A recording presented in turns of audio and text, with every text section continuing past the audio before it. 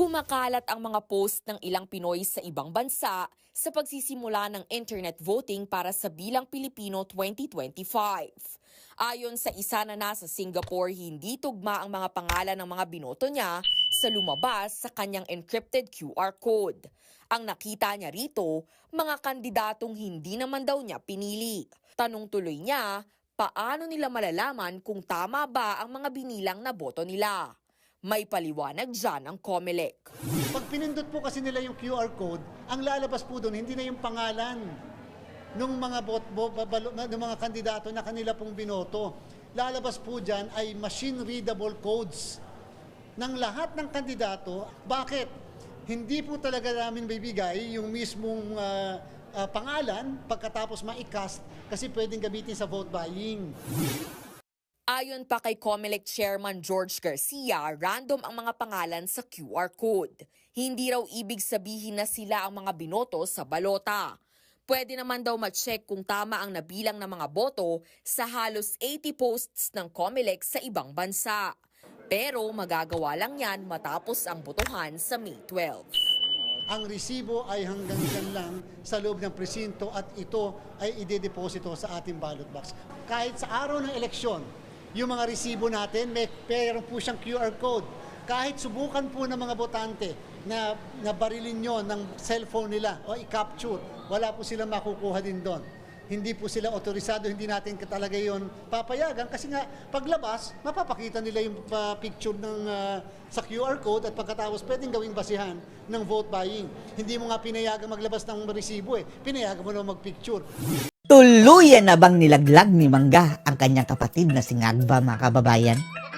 Ewan lang natin dahil panay ang banat niya kay BBM, mga kababayan Ito si Super Ate Amy Marcos manggagamit mango. Dahil ngayon, mga kababayan, sinabi niya na talaga na naliligaw na nalandas ang kapatid niya na si Ngagba.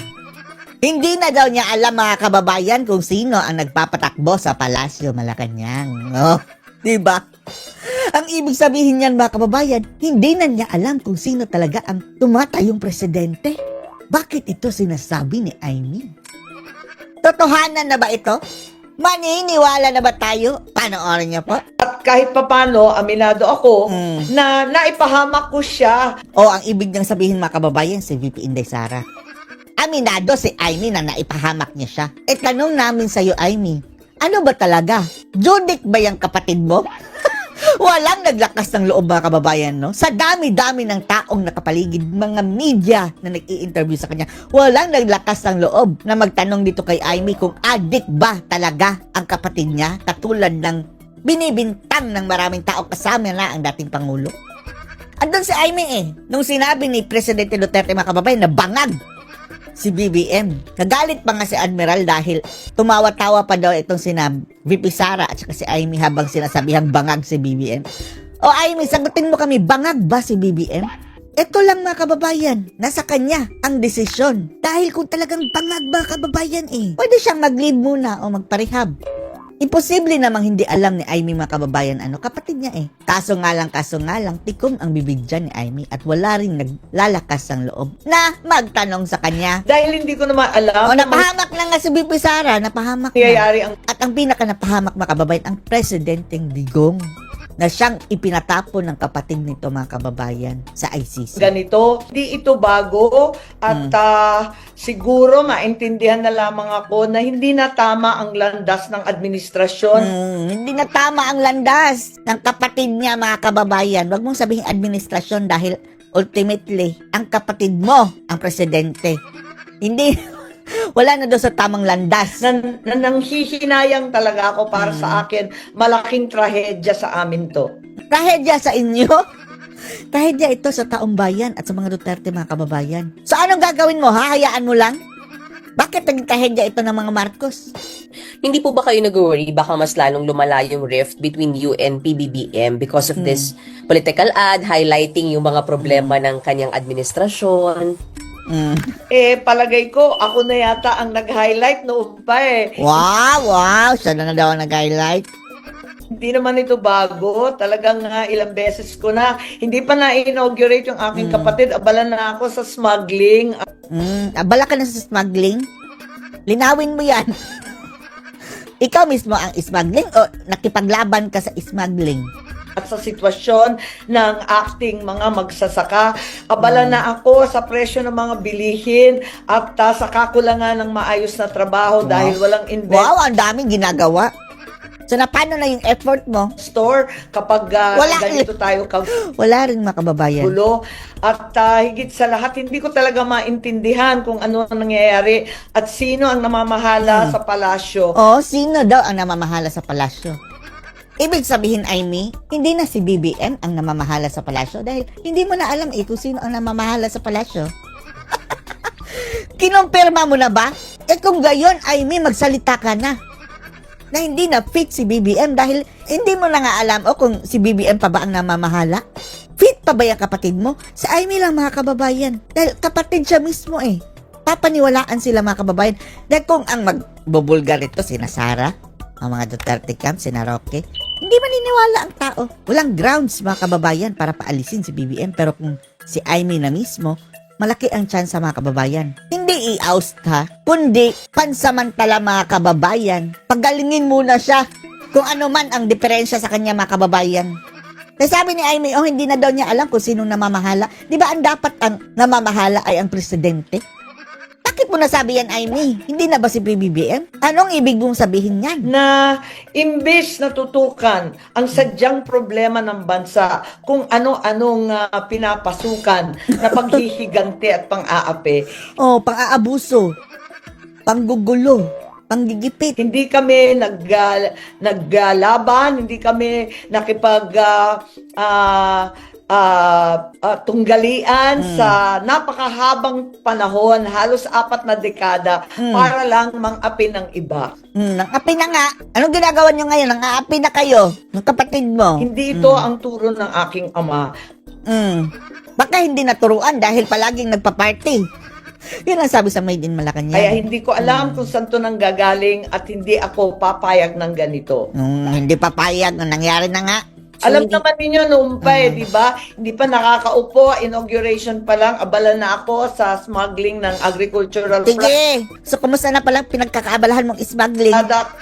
Abala na ako sa mga magsasaka at sa ating land reform. Abala na tayo dun sa Kumusta na? Kumusta na mga iyon? Di ba wala rin nangyari, mga kababayan? Fund, dun sa People's Initiative na babaguhin sa pamamagitan ng suhulan ng ating saligang batas. Abala na ako sa budget ng 2024 at 2025. Ang problema ay walang nangyari sa lahat ng iyon. Kaya napagdududahan na double agent ka. Na yan talaga ang mission mo para makuha mo ang to keep your enemies closer. Patunayan mo, lubos-lubusin mo na. Alam mo naman nangyayari sa bansa Ikaw na mismo nagsabi maitim na. Hayaan mo lang, magsalita ka na. Totally. Kung saan linustay ng bongga. Number 1, sagutin mo. Ang numero 1 ng katanungan ng bayan, adik ba si BBM o hindi? Wala kaming alam Ikaw ang may alam kung adik ba o hindi. Yes or no lang yan. Para tayong nasa Congress dito Contempt ayaw sumagot. Bongga ang pera ng bansa. Kaya hindi ito bago at siguro maintindihan na lamang ako na hindi na tama ang landas ng administrasyon. No, alam mo pala hahayaan mo lang? Okay lang sana yung kapatid mo lang ang mahulog dyan sa bangin. Isama-sama tayong babangag muli. Sama-sama tayong malulunod dyan sa bangin, mga kababayan. Lalong-lalo na kapag magkakagulo na yung Taiwan at China. Delikado kapag naliligaw ang landas ang ating presidente kagaya ng sinabi ni Aimee. Tapos siya ang pagdedesisyonin natin. Nanghihinayang talaga ako para sa akin. Malaking trahedya sa amin to. So, hindi kayo nag-worry na lalong maging mas malayo kayo o magkaroon ng hinanakit sa isa't isa, kayo at ang Pangulo? Wala kaming pake. Walang ganong worries sa inyo, ma'am? Well, para sa akin, sana wag masamain. Alam ko, nagtampo dahil doon Nagtampo? Siya pa ang magtampo. Siya ang napatapon kay Pangulong Duterte. sa hearing. Pero kung tutuusin, yung unang hearing, hindi ko naman akalain na yun ang sasagutin nila. Malay ko ba kung anong sasagutin? Kaya nga ako nagtatanong tulad ng sambayanan, hindi ko alam ang sagot. Ang sabi ni Hanilet, mga kababayan, tama si Hanilet Ano pang itatanong mo? Alam mo na ang totoong nangyari. At ang dai-dai nila, padagdag sila ng padagdag. Akala ko naman handang-handa. Nabibigyan mo lang ng chance ang magsinungaling, Eh, nung Amy. nag-iba-iba na yung sagot nila, at Oh, bakit hindi mo pinakulong pati si Torre? waring Wala eh. nagkalalan sila, abay hindi ko nasagot yun, hindi ko na pananagutan yun. Ang akin lamang, abutin ang katotohanan at iwaksi ang lahat ng hindi tama, labag sa batas, labag sa batas pati ng Diyos. Oh, sige, what's next? Mag-expect kami na mayroong maipapile na kaso dyan, Amy, ha? Tsaka mayroong mananagot hanggang sa kataas-taasan kung hindi man pwedeng file ng kaso si BBM, file ng impeachment dahil nilabag niya ang batas. Dahil sa pang-aapi sa matatanda at may sakit. Ma'am, sorry, Wow. nasa po talaga on. Matatanda? Diretsuhin mo na si PRRD. Tinawag na matanda si PRRD. Although matanda na talaga mga kababayan, pero may pangalan eh.